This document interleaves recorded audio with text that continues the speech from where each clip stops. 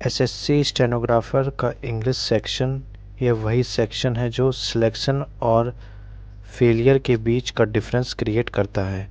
बहुत students reasoning और GK में टाइम लगा देते हैं, लेकिन फाइनल सिलेक्शन इंग्लिश डिसाइड करता है। अगर आपने इंग्लिश को स्मार्टली प्रिपेयर कर लिया तो 80 से 90 नंबर आपके कहीं भी नहीं जाते हैं।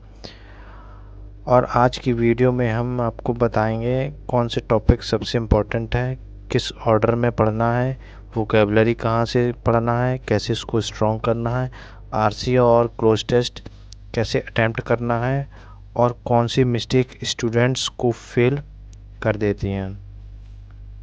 चलिए वीडियो आज स्टार्ट करते हैं। आज की वीडियो में एसएससी स्टेनोग्राफर 2026 की इंग्लिश स्ट्रेटजी के बारे में हम बात करेंगे। पूरा एक कंप्लीट रोड मैप होगा इस वीडियो में।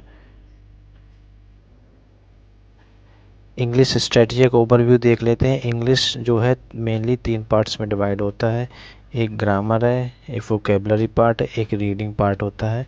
मेनली 3 पार्ट, हमें तीनों पार्ट पर फोकस करना होता है। एक ग्रामर हो गया, वोकेबलरी हो गया, रीडिंग कॉम्प्रिहेंशन और क्लोज टेस्ट। ठीक है।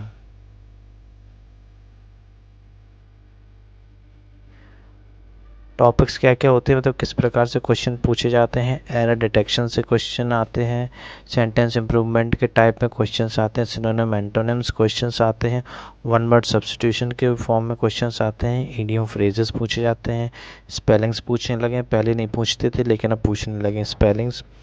एक्टिव पैसिव आता है, 10 नंबर का एक्टिव पैसिव होता है। डायरेक्ट इनडायरेक्ट 10 नंबर का होता है, फिल इन द ब्लैंक्स की फॉर्म में होते हैं। क्लोज टेस्ट आते हैं, आरसी आती है, पैराजम्बल्स पीक्यूआरएस 5 नंबर के करीब आता है, और फ्रेज रिप्लेसमेंट मतलब पीक्यूआरएस वही होता है कि 4 दे देंगे, आपको रीअरेंज करना रहेगा।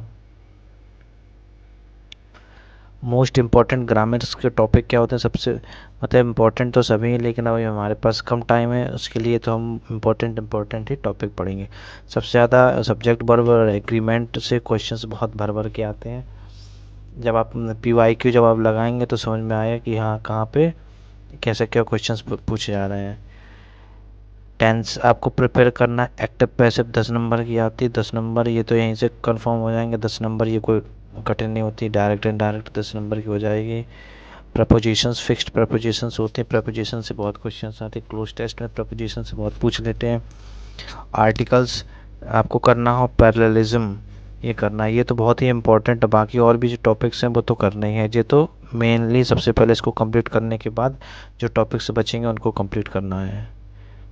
पर डे एक टॉपिक आप उठाएंगे, जैसे सब्जेक्ट वर्ब एग्रीमेंट आज हमने उठाया, इसके कहीं से लेक्चर यूट्यूब से देख लिया, आपके पास कोई बैच है उससे देख लिया, नोट्स से पढ़ लिया, इसके बाद उसके क्वेश्चंस लगा लिए।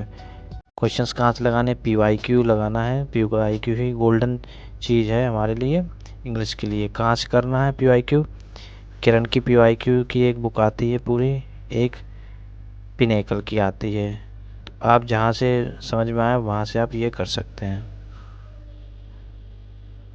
सब्जेक्ट वर्ब एग्रीमेंट में कैसे, सिंगुलर सब्जेक्ट हो गया तो सिंगुलर वर्ब दे देंगे, plural subject plural verb, neither और ईदर नॉर सिंगुलर। और ये एरर डिटेक्शन में बहुत आते हैं, जैसे पूछ देंगे सिंगुलर वर्ब दे देंगे, सिंगुलर वर्ब दे दी तो प्लूरल सब्जेक्ट दे देंगे, अब इसका एरर हो जाएगा, क्योंकि जब वर्ब सिंगुलर है तो सब्जेक्ट भी सिंगुलर होना चाहिए, यहाँ प्लूरल दे दिया तो ये एरर हो जाएगा। इस प्रकार सब्जेक्ट वर्ब एग्रीमेंट में क्वेश्चंस आ जाते हैं।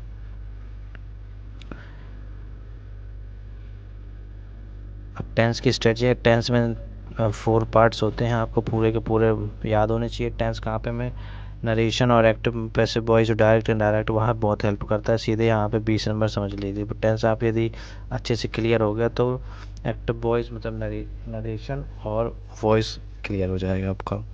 सेंटेंस इम्प्रूवमेंट में टेंसेस बहुत आते हैं। वोकेबलरी सेक्शन इम्पोर्टेंट है। एंटोनिम होते हैं वोकेबलरी में, सिनोनिम्स होते हैं, स्पेलिंग होती है, इडियम फ्रेज होती है। पहले वन वर्ड सब्स्टिट्यूशन नहीं पूछते थे लेकिन वन वर्ड सब्स्टिट्यूशन पूछने लगे। होमोनिम्स पहले नहीं आता था, होमोनिम्स पूछने लगे। आपको टारगेट लेके चलना, सभी को करना है। 120 पर डे की वर्ड्स आपके हो जाने चाहिए, 120। एंटोनिम 30 कर लिए, सिनोनिम 30 कर लिए, स्पेलिंग 30 कर ली, इडियम फ्रेज करना कहाँ से, आपको ब्लैक बुक होती है, ब्लैक बुक में लास्ट में 200 मोस्ट इंपॉर्टेंट दिए रहते हैं। सबसे पहले उनको हम कंप्लीट कर लेंगे, उनको कंप्लीट करने के बाद जब टाइम मिलेगा तब फिर जो वो ब्लैक बुक होगा उससे 30 वर्ड सभी के एंटोनिम कर लिए, सिनोनिम्स के 30 कर लिए, idiom phrase one word homonyms 30 कर लिए सबसे पहले। और फिर करना रूट वर्ड्स, यदि ये लेक्चर वगैरह देख लोगे इसमें रूट वर्ड्स भी दिए हैं, रूट वर्ड्स कर लोगे तो बहुत सी चीज़ें आपको क्लियर हो जाती हैं वहाँ से। वर्ड का मीनिंग भी नहीं होगा लेकिन उसमें रूट को दिया रहेगा तो आप उससे एक थोड़ा सा गैस कर सकते हैं कि अच्छा ये वर्ड हो सकता है। वोकेबलरी प्रिपरेशन कैसे करना है, डेली आपको रिवीजन पर डे करना है, पीवाईक्यू की देखना है, पिनेकल उठाना है, उसमें देखना है अच्छा ये क्वेश्चंस आया है, ये आ रहा है, वही करना है। वोकेबलरी तो बहुत होती है लेकिन जो हमारे लिए इम्पोर्टेंट है सिर्फ उसी को करना है। 120 वर्ड पर डे आप करेंगे तो वोकेबलरी काफ़ी कंप्लीट हो जाएगी, आपको 60 डेज अभी मिनिमम लेके चलते हैं, हो जाएगा। वोकेबलरी की नोटबुक बनानी, जो हम याद कर रहे हैं, जैसे दो याद किया आज हमें वो वर्ड नहीं आया तो हमने उसको नोट कर लिया कॉपी में, फिर अगले दिन आएंगे उसको रिवीजन कर लेंगे। और रिवीजन बहुत इंपॉर्टेंट, वोकेबलरी आप वोकेबलरी को आप रिवीजन नहीं करेंगे तो दिक्कत हो जाएगी बाद में।